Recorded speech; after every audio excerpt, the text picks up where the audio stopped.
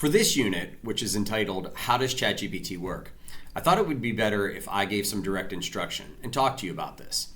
Reading these or watching these kind of videos on YouTube can be really confusing, but to have a real person try to break it down for you sometimes can be a lot easier. So, how does ChatGPT work? Well, a lot of people take artificial intelligence and they lump it into one giant category, artificial intelligence. But artificial intelligence is still very segmented. You have robots that are doing artificial intelligence. You have various things that are in warehouses that are doing artificial intelligence. And then you have ChatGPT and other of that type of artificial intelligence. This type of artificial intelligence that is working with words is called natural language processing artificial intelligence.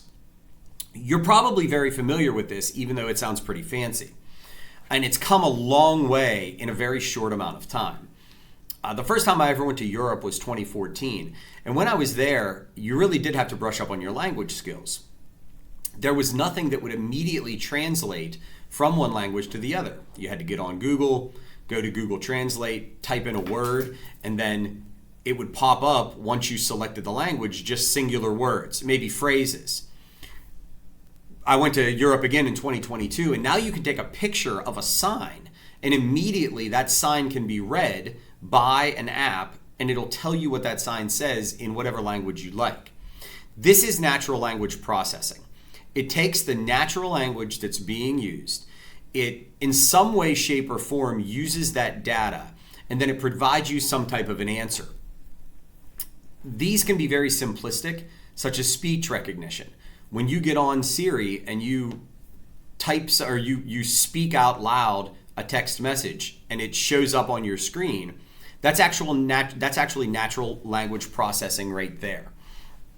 You also have a huge influx in the last 10 years of virtual assistants, from Siri on your iPhone to Alexa at home, which it understands enough of what you're saying to provide you an answer.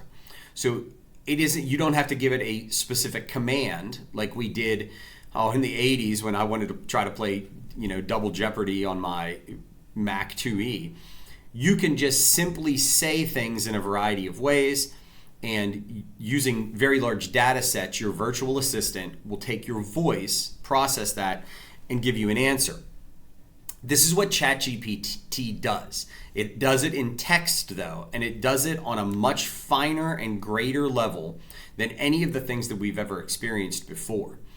You chat with it, you talk to it. You can talk to it like it's a person, you can talk to it like it's a computer, but either way, it's using your natural language, even slang. It understands that to be able to produce the best possible answer for you. In this way, more than ever before, it understands what you're speaking. If you're an English teacher like I was for a long time, you get a lot of misspellings when you're grading papers. ChatGPT is so smart that it actually understands your misspellings and will correct it. Just the other day, I was asking it about a horse owner. I'm a big racehorse fan. And I was using text to speech, and no matter how many times I said the name of the horse owner out loud, it always gave the wrong spelling for it. ChatGPT corrected the spelling and told me I had spelled it wrong, and then I had to say, hey, that wasn't me, that was actually Siri. And it was funny because ChatGPT, picking up that I had made a joke, actually also made fun of Siri. This is all a part of natural language processing. It understands how you use language.